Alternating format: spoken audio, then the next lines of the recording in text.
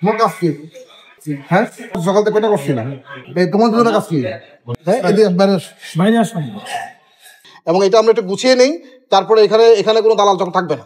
মানে রুগীদেরকে জিম্মি করে অন্য কোনো উপায়ে কোনো দালাল চক্র থাকবে না। এমনকি এখানে যে সমস্ত ক্লিনিকগুলো আপনার এই দালালদের মাধ্যমে রুগী ভাগায় নিয়ে যাও, সেটাও থাকবেন। যে সমস্ত ক্লিনিকগুলো এই কাজটা করবেন তাদের বিরুদ্ধে কিন্তু আইনগত ব্যবস্থা নেওয়া হবে। এই হাসপাতালের সেবাটাকে কীভাবে আরও উন্নত করা যায় সেটা নিয়ে একটু আমরা কাজ করছি আর কি।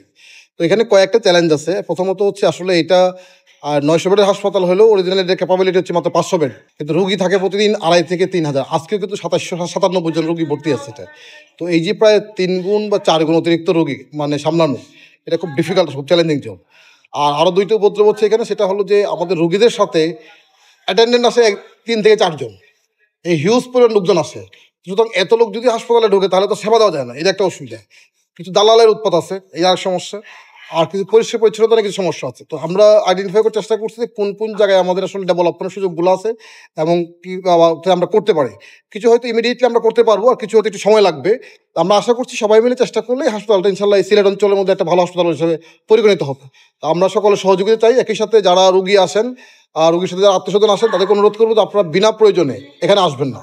মানে একজন আসলে একজন বা বড় দুজন কোনো কারণে।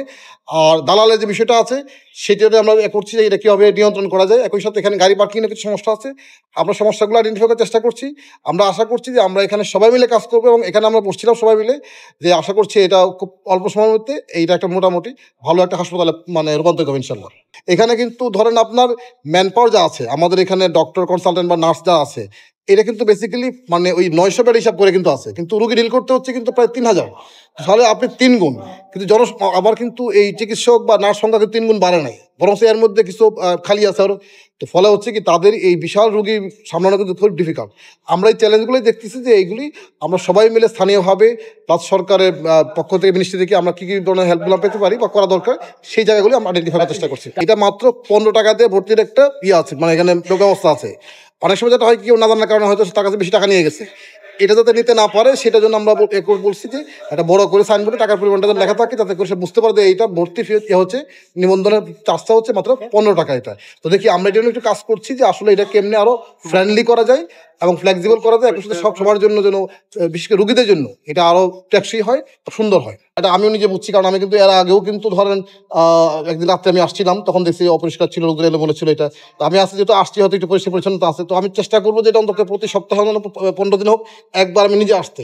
তাহলে হ্যাঁ, যদি আমি আসলে এবং আমি না বলে আসবো তাহলে আমি অ্যাকচুয়ালি বুঝতে পারবো যে আসলে আমার এখানে অবস্থা কী হচ্ছে।